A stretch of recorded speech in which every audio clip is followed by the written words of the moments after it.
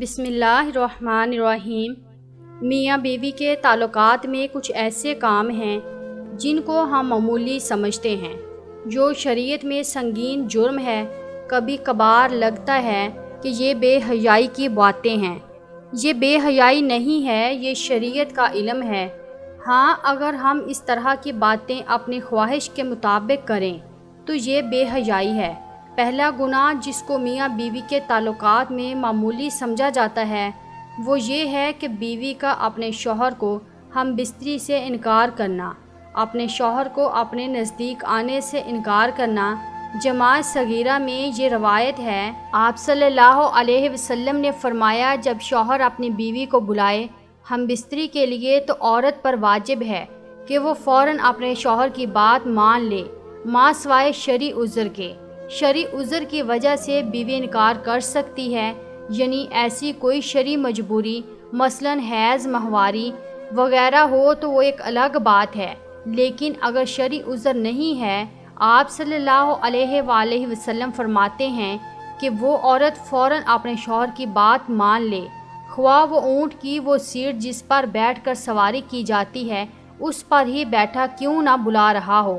اس معاملے کو خواتین جو بیویاں ہیں، جو اپنے شوہر کو حق دینا چاہتی ہیں، وہ اس بات کو مد نظر رکھیں کہ جب اس معاملے میں کوتاہی ہوتی ہے تو انسان دوسری جگہ اپنی خواہش پوری کرنے جاتا ہے، اور یہ بات پھر بیوی برداشت نہیں کر سکتی۔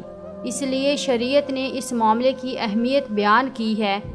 دوسری روایت صحیح بخاری کی ہے، آپ صلی اللہ علیہ وآلہ وسلم نے فرمایا، جب شوہر اپنی بیوی کو ہم بستری کے لیے بلائے اور بیوی انکار کر دے اور شوہر اپنی بیوی سے ناراضگی کی حالت میں سو جائے تو جب تک وہ ناراضگی کی حالت میں سوتا رہے گا فرشتے بیوی پر لعنت بھیجتے رہیں گے۔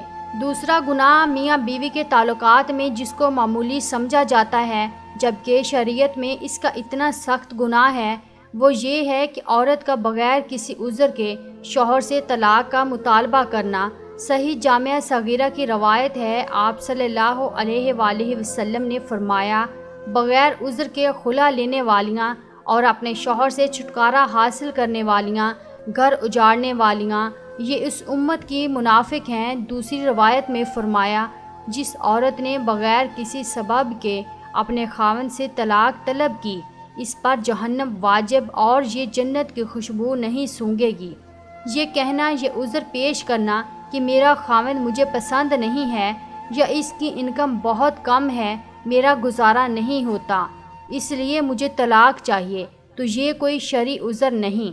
میاں بیوی کا اکٹھے غسل کرنا، اس لیے اس سنگین جرم اور گناہ سے بچنا چاہیے، اور والدین کو چاہیے کہ وہ کبھی بھی چھوٹی چھوٹی باتوں پر اپنی بیٹیوں کو گھر نہ بٹھا لے۔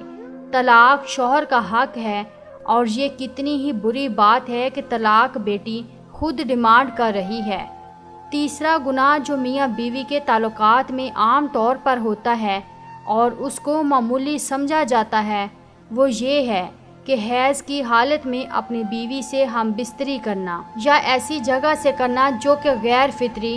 آپ صلی اللہ علیہ وآلہ وسلم نے فرمایا، جامعہ ترمذی کی یہ روایت ہے، جس شخص نے حیض والی عورت سے ہم بستری کی یا عورت کے پیچھے جماع کیا تو وہ شریعت کا منکر ہے۔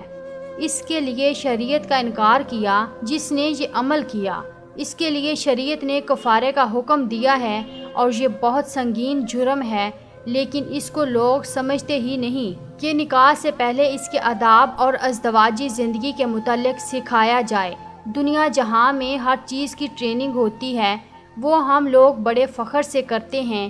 چوتھا گناہ میاں بیوی کے تعلقات میں جس کو معمولی سمجھا جاتا ہے، وہ یہ ہے کہ کسی غیر محرم عورت کے ساتھ اکیلے میں ملاقات کرنا اور کسی غیر محرم عورت سے ہاتھ ملانا، یہ بہت بڑا گناہ ہے۔